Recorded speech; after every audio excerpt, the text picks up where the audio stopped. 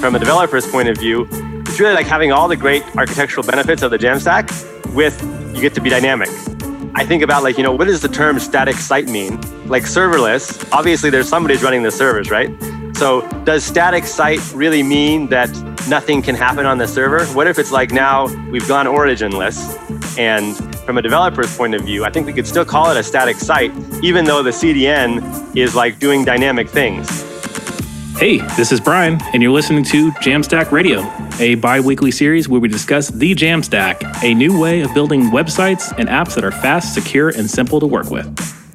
JAMstack Radio is brought to you by Heavybit, a program dedicated to helping startups take their developer products to market. For more information, visit heavybit.com. If you're interested in being a guest on the show, or if you'd like to suggest a topic, find us on Twitter at JAMstack Radio. Welcome to another installment of JAMstack Radio. On the line, I've got Shalom. Tell the listeners why you're here, what's your background, what's your sort of correlation with the JAMstack? Getting to the JAMstack is a long journey, I guess. I wrote my first HTML at a course at Rhode Island School of Design in 1997 when I was in high school. And then I actually ended up studying graphic design. And when I graduated, I went and joined my family's company. We had a herbal products company.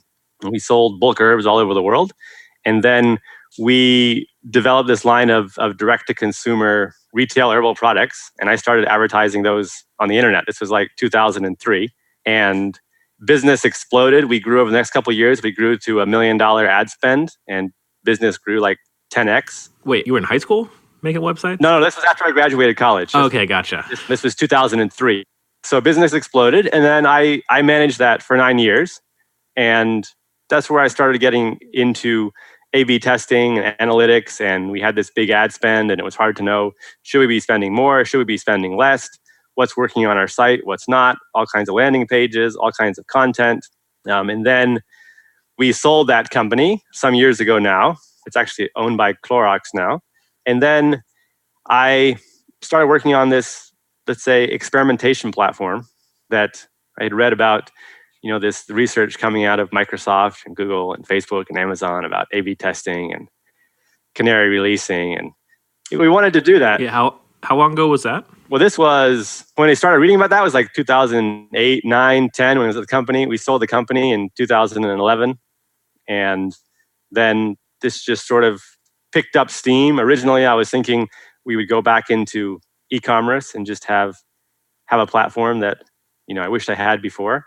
And then it got more and more about the technology and less about trying to build an e-commerce site. And then started working with React it was 2015, maybe 14. I think React was sort of the entryway into the JAMstack. And the JAMstack was always really appealing because, well, performance, of course. I mean, performance is critical, especially for like online sales. And then also the operational simplicity, like this idea that you can just reduce all your dependencies to a single one at build time, and then just throw that into the CDN. And I wanted to use it, but I never really got a chance to, because A/B testing was the thing that we really wanted to build out. So there's always like this question, like, how can we get these amazing, architectural decisions of the JAMstack and also be able to A/B test? So like if we go and add like one of these third-party A/B testing tools, we got to put it in the head, and then that blocks rendering because you're waiting for the A/B test results to load before you can show the page, so you don't get a flicker. And then you've ruined your awesome CDN deployed static site pre-rendered with this performance. You take a huge hit there. So last fall, we came across Cloudflare Workers and this whole like the serverless edge, which is now like StackPath and Fly.io, and Fastly's getting into it a little bit differently. And we started experimenting with server-side rendering at the edge. And now we've gotten into building everything that we're doing at the edge. So we're doing like React render to stream out of Cloudflare Workers. And we've also built a headless CMS for A/B testing. And the traditional headless CMS is like static JSON deployed into the CDN, which is awesome for simplicity, awesome for performance. But if you want dynamic data like for A/B testing, then you're back to square one again. So Serverless Edge is like this first opportunity where now we we embed all of our experimental data into a Cloudflare worker along with the API code. And then essentially that gets pushed out to 190 data centers. Gotcha. And we've essentially it's the equivalent of deploying into a CDN, except all of a sudden now the CDN is dynamic. Yeah. And then in the case of React, so where the JAMstack maybe would do pre-rendering of your pages, right? So you get that great time to first byte. And now we're doing render to stream actually, because Workers supports streaming as well. So we can render the head, start rendering the React application. We bundle the whole CMS data in the same worker as the React server-side rendering. So there's no latency for data lookup. And it's essentially we've cached a dynamic app at the edge. And from a developer's point of view, it's really having all the great architectural benefits of the JAMstack with you get to be dynamic. Yeah. So it's I think about what does the term static site mean? And I think it's kind of becoming like serverless. Obviously there's servers. Somebody's running the servers, right? So does static site really mean that nothing can happen on the server? What if it's now the edge is we've gone originless, and from a developer's point of view, I think we could still call it a static site, even though the CDN is doing dynamic things. So you're basically taking when I approached doing server-side rendering in a React app, I would have to reach for something like a Now or a Heroku because I need to have a server that triggers that re-render, bundles it down. So rather than pointing it to your server, you're pointing it to the edge network or the Cloudflare worker. Is that correct? Did I understand that correctly? Yeah, exactly. Wow, that is amazing. Do you have examples written, blog posts? Yeah, I have a site up. I don't know if I can share anything here. It's just audio, right? I can't Yeah. After the fact, you could send me the link for sure. I'd love to share that in the show notes. But because I mentioned this because I had Kenton Varda, the engineer that sort of instituted Cloudflare Workers at Cloudflare. Yeah, right. So at the time, it was super alpha, beta, and you could do some trivial things like replace names on the page. But I would have never have thought to even attempt to render my entire string to an actual edge network, which is amazing. That you've sort of figured that out. So then going back to your delivering that, how does your A/B test network works on the edge too as well? So I'm going to your site and you have your load balancer for your A/B test network. How is that triggering dynamically? Yeah. So let's say you're coming to our site and we're A/B testing the headline. So actually, it's a full headless CMS. So you can A/B test arbitrary schemas. But let's just say you have your headline, your subhead, and maybe an image, and you want to A/B test that. So you created 3 variations in the CMS, and now you want to deploy that to your site. So we would actually bundle all 3 of those variations into the worker with the React app, and we would dynamically choose one of those, assign it to a visitor, right? And server-side render that, pass in only the selected variation as data, so we can rehydrate on the client, and then essentially our SDK would hydrate the app, pick up that, and there would be no network requests for that initial load. And then when you navigate, you would hit the API to load in, again, dynamic variation assignments, and again, from a worker. So you just get back the single variation assigned to the user. Wow, that sounds pretty elegant. So when I approach the JAMstack, I always find these edge cases that I have to write hacks around. One thing that you sort of explained, which is the authentication piece of it. Well, basically the authentication piece. So I log into a JAMstack site and it stores a cookie in local storage. So that way the next time I come, it knows I'm already logged in. But I always that first time, especially in React, because in JavaScript you have every variable is assigned undefined right off the bat. So I always get that weird error sometimes if I'm not handling the data properly, I'll get undefined and it breaks the page. So then I have to refresh and then it shows up. And it sounds like you can be a little more elegant when you have things like an edge network and Cloudflare Workers to talk to do things magically for you. Is that correct? Yeah, it's magically, I think, is a pretty good word. Yeah. You talked about having to pull out Heroku or something if you wanted to do server-side rendering in the past. And going back to, I remember when AWS Lambda first came out, I think this was, again, I don't know, 15 maybe or something. And we jumped in there early and actually implemented server-side rendering with React. But then the cold start times were 1-2 seconds. And we just abandoned it because it was okay, yes, it's great. It's scalable, it's serverless and all of this, but you're trying to go for something really performant.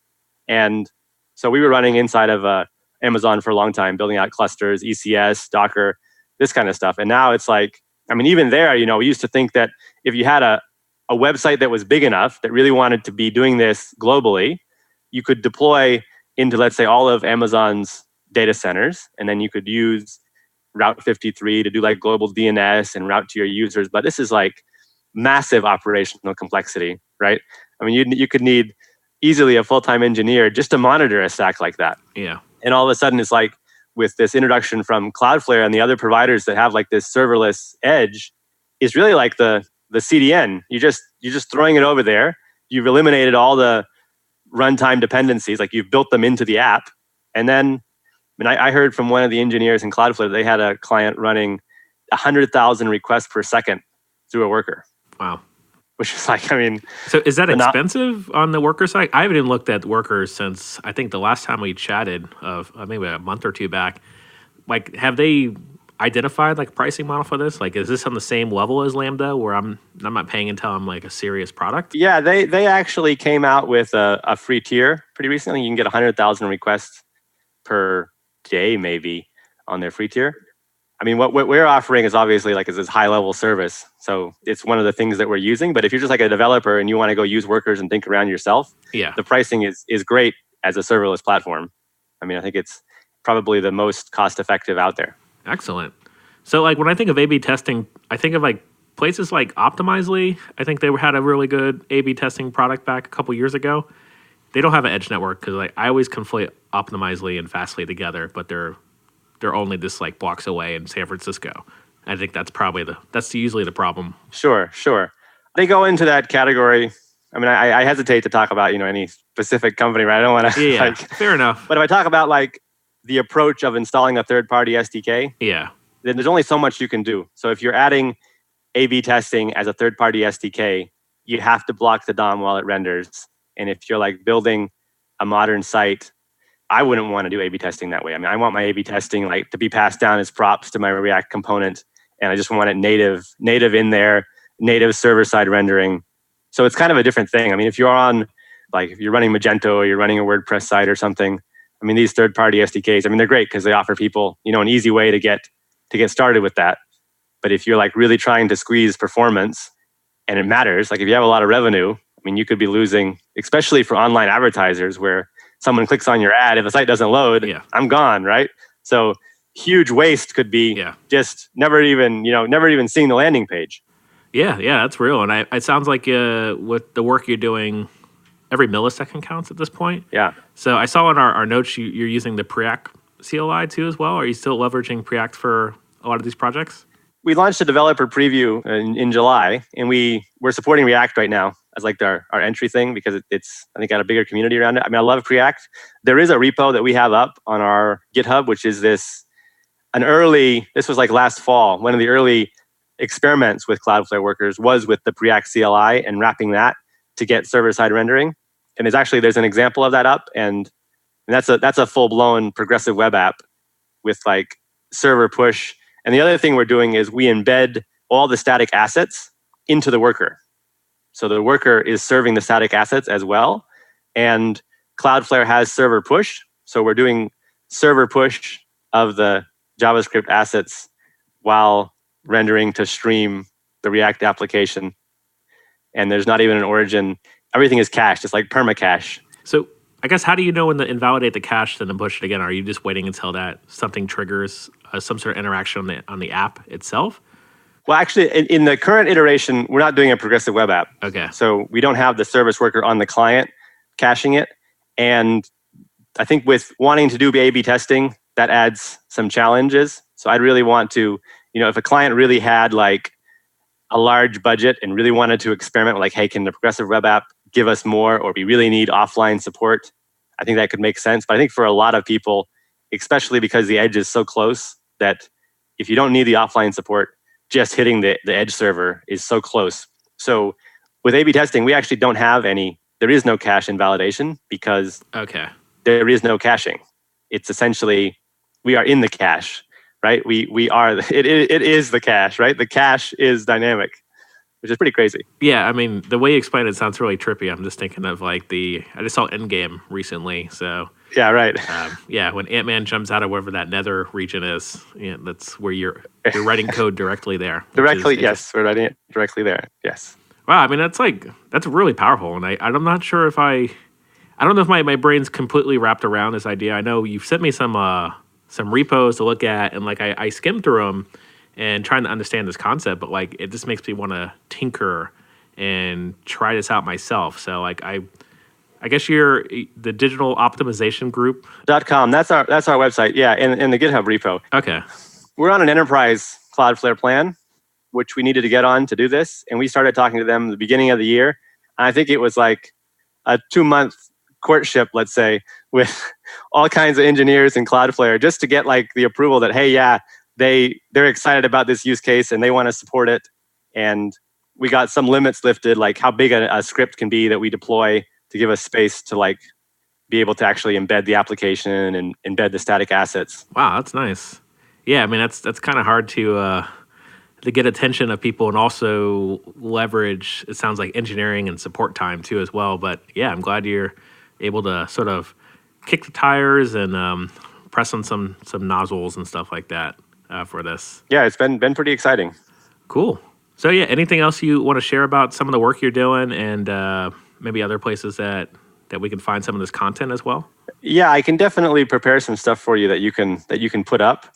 There's a couple really interesting, and I'll post these blog posts actually on Cloudflare of optimization things that they've come out with. One of them is HTTP2 prioritization from server controlled. So generally the browser says, hey, these are the priorities that I want you server to give me my assets because I think they're the best. Yeah. But with workers, you can actually control that and say, hey, no, we know better and we want to send down, this blocking script because we know you need it, this blocking CSS because we know you need it, and then we're going to send you down images along with the fonts where maybe you wouldn't have asked them later because you haven't gotten to that yet.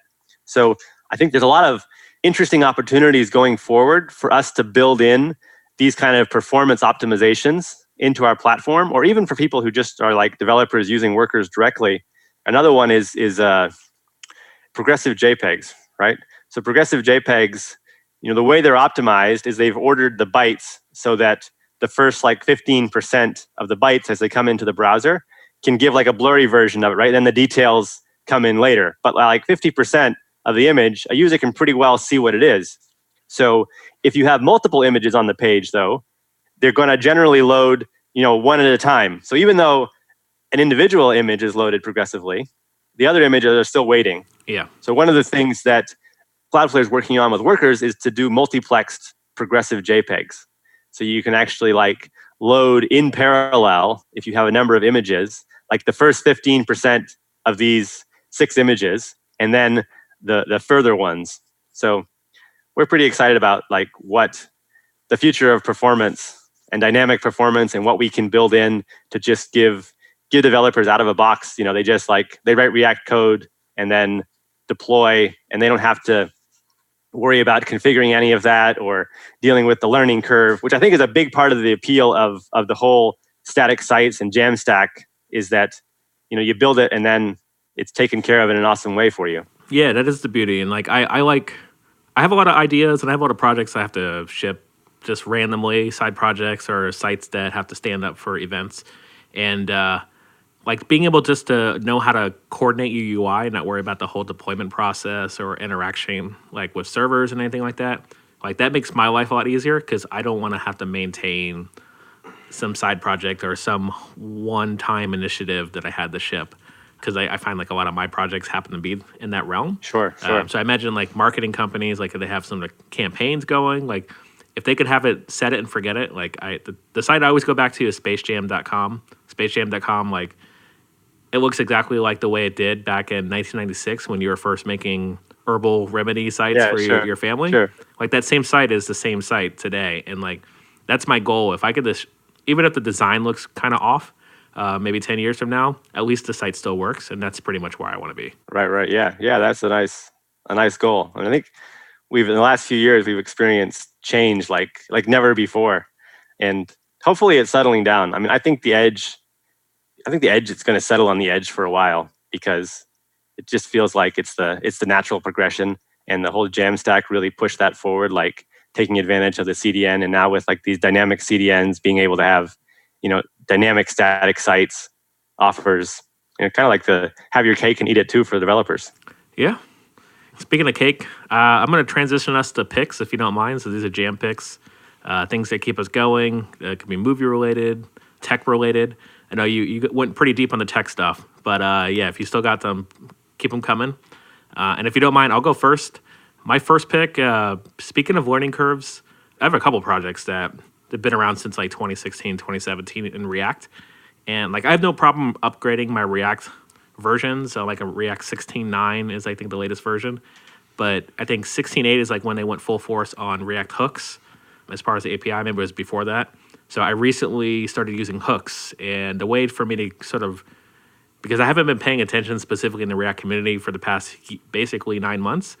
So I didn't really follow along with, I figured the React community will figure out the hooks thing, and then I'll come when everybody figures it out and has a training courses. So sure. My pick is actually Tyler McGinnis's React hooks course.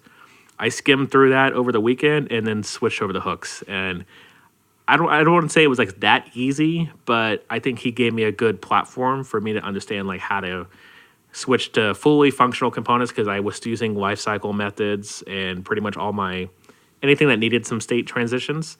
So switching those to the use effect hook was mostly straightforward, but actually works because my app itself was pretty approachable and simple. So I appreciated that course. So check out Tyler McGinnis's React hooks course.